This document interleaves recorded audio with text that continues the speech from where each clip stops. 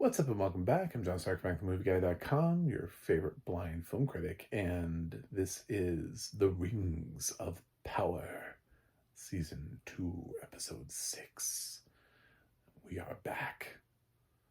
Yes. Two more episodes after this, and then this season's over. So we're pretty close to the end, which is good because I'm now recapping like 3 shows. So I'd love for everyone to drop off because fall season's starting. I also have to do a lot of pilot reviews. But I definitely want to keep recapping Agatha and also the Penguin. Yeah, so Rings of Power. What happened this week in Rings of Power? Well, I don't know. I don't even know where to start sometimes with the show because they keep jumping all around. So when's last we left off, Galadriel was being taken in by the orcs, and so that resolved. She actually ended up having a conversation with the orc king. Is he? I don't know. Orc leader, orc president of the orcs, and he's very well versed for an orc, very well read, well spoken. I don't know, like I don't know what else to say. I felt like the orcs in the movies didn't have things to do, and Rings of Power is like, well, we should make them actual characters.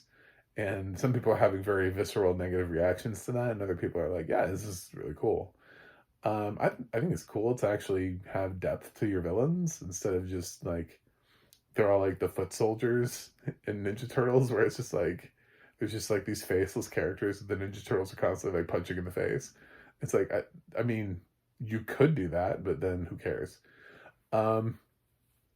So yeah, we have some depth to the orcs, and he brings Galadriel in to talk about having this mutual enemy, which obviously is Sauron, and what are they going to do? And of course, she's kind of blown away by this whole thing. She's like, what? And he's worried that, even if they team up, the elves, once they get rid of Sauron, will just turn on them and not let them return home. But they kind of come to an understanding, and then she sees that he has a lot bigger an army than she initially gave him any credit for. And she comes to sort of like the brilliant understanding, which is absolutely true, that he has no army. Sauron has no army. So he's probably hoping for something like this to happen so that he can find, like, he probably has a way of controlling the orcs when they get there. So basically they're walking an army right to Sauron. So he has an army because right now he's just himself.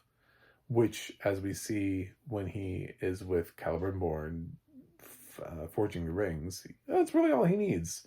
The city around Celebrimbor is like descending into chaos, and he's able to have the magic, use his magic to reflect and show like a peaceful world all around him. And then when that fades, you see that there's all this like chaos and people running around screaming. But Celebrimbor didn't see any of that because Sauron was able to block him. I know we're not using Sauron's name; he's using Alandril, or I don't. His name has changed already within the context of the show, but it's Sauron. So I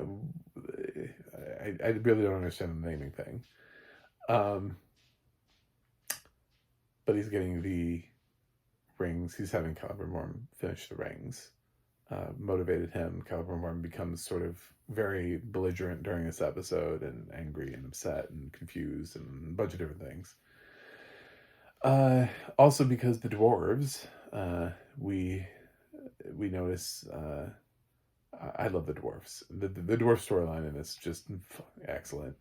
That their king is making different decisions than he would make. So of course the son is having more conversations with his wife about what to do, because his dad is doing basically nothing like he would used to be, and is not leading the way that he would have, and so obviously he's being affected by the ring and won't even take it off. And so he's like, well, if the ring doesn't control you and you control the ring, then take it off. And he's like, I don't have to prove myself to you. And it's like, yeah, because you don't want to take the ring off.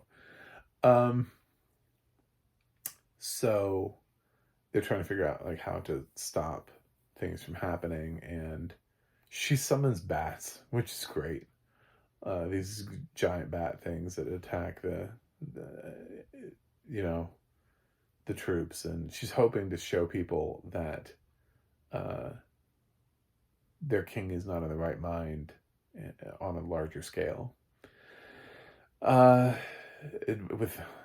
So yeah, I love Durin and his wife. It's just excellent stuff. If I that would be the saddest thing if Rings of Power got canceled, because that's the one storyline that I want to hold on to are the dwarves. I kind of want them to be spun off into their own show. I don't know. I just really think those characters are well written, and I understand. I get their vibe, like 100%. Meanwhile, the stranger has a nightmare and talks to Tom Bombadil, Tommy Bahama, about it, and is trying to struggle with what his destiny is, because he has a flash forward that shows Nuri in danger, and Tom's like, well, you have to choose. You can't go on one path and then come back to another. It is sometimes, and his training hasn't been going well. He hasn't really learned anything. So he's at a crossroads. Does he go and try to save his friends, or does he stay and train with Tom? And we'll see. So the last major thing that I can remember that actually happened in this episode was over in the other kingdom, where now there's like a new leader, and they have the Kevin storyline which I joked about last week, where I know it's Kevin, but it sounds like Kevin all the time. And they have, they put the guy on trial. I can't think of his name. This is the place I'm not interested in. I'm not interested. This thing is happening over here, and feels like it's happening separately from the rest of the series right now. It feels like this is not something that is tied to anything that Sauron's doing. So I'm like, why are we still following this? But there's like a power struggle, and they end up, he's like offered the opportunity to save himself if he just like renounces his acts and then recognizes this fake king as the real king or whatever, and he won't do it. He's like, I'm not going to give up my integrity. They try to have his daughter go in there and talk to him, and talk some sense into him, and he's like, he has a lot of great stuff to say about that, and about what it means to give up your integrity as a person, and like what kind of person would I be if I just easily gave that up. And there's this trial by giant sea worm, I guess, where like there's some old ritual that this culture has where they let the sea worm decide. So they basically feed you to a sea worm. If the sea worm spits you back out, not guilty. So they take the woman who is the queen, and they throw her in first instead of this guy. Luckily, he gets saved. But she comes back out fine, and so they're all like, "Oh, the true queen, yes!" It's like, of course she was your queen. Like, what was your problem?